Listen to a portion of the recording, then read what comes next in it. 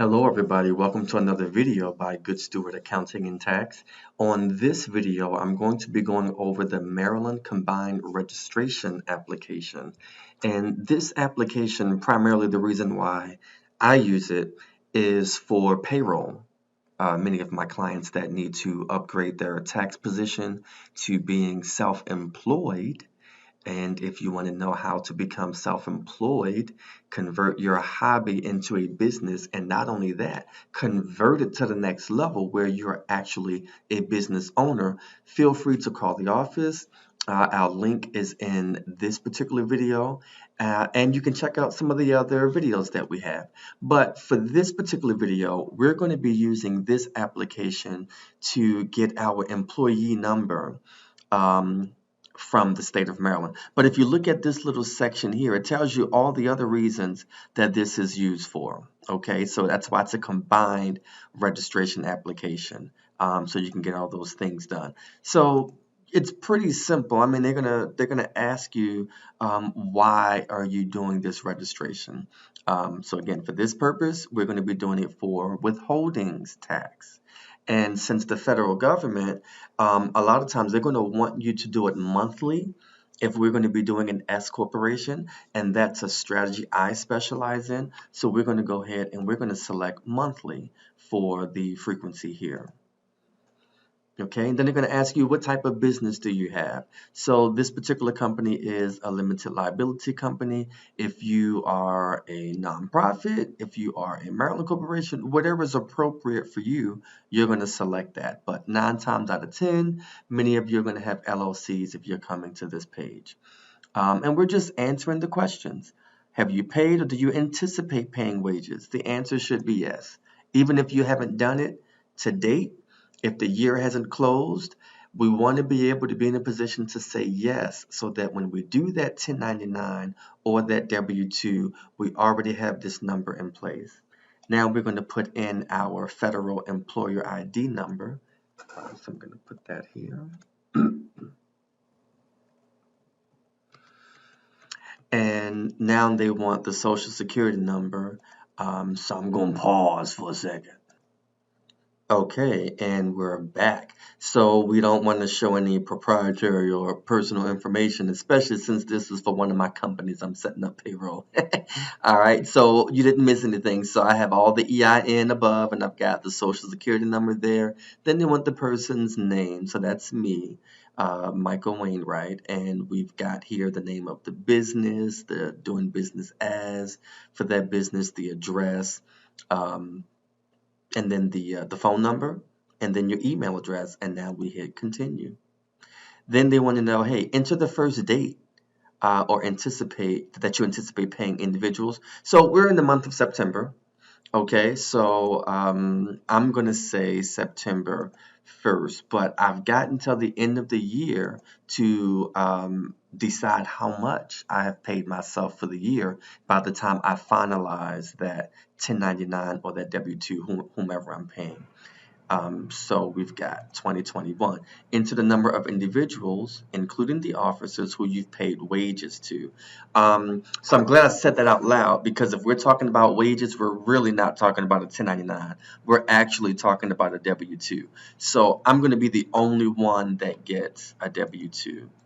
All right, and again, if you're on this video, you are now upgrading your tax plan, and you are moving out of being a contractor to actually being employed by your business. If some of this is not quite registering and you just happen to stumble across this video, we need to have a consultation, or you may need to go back and look at some other videos so you can see why it's important to be an employee of your company and not just receive profits. All right, again, we're just answering questions. As a limited liability company, do you employ anyone other than a member? Whatever is the truth for your business. For me, that's going to be no, because when we're talking about employ, we're talking about W-2. There are people that I pay as a 1099, perhaps the same for you, but if we're just starting out, you're probably going to be the only employee. So it says, do you employ anyone else? That's probably going to be no for many of us. Is the limited liability company automatically classified as a corporation for federal tax purposes? It's not automatically classified, so that's no right there. Then they're saying, or have you filled out a special form, 8832, to be elected a corporation? Most people don't know about that step. If you happen to have known about it, then again, we're going to say whatever is true for you, but you're probably going to be saying no, because we're not automatically classified for tax purposes. We have to actually submit paperwork for that. Select all that apply, okay? Whatever's the truth. Are you a new business? Is this a reorganization? Is it a merger? Are you changing entities? We're probably going to be a new business. Even if you've been in business for a while, this is the first time that you're actually doing this registration. So this still might be the best option out of everything else that's here. So we're going to go with new business. Now what they want to know is, did you acquire this by sale, merger, change of entity, any of that? Answer is no. If it's no, go all the way to the bottom and hit continue. See how easy this is starting to be? Now they want a description of the business activity which generates revenue. Okay, so basically, this business here for me is going to be a consulting business, a professional services business that offers consulting. Whatever is true for you, you'll put that.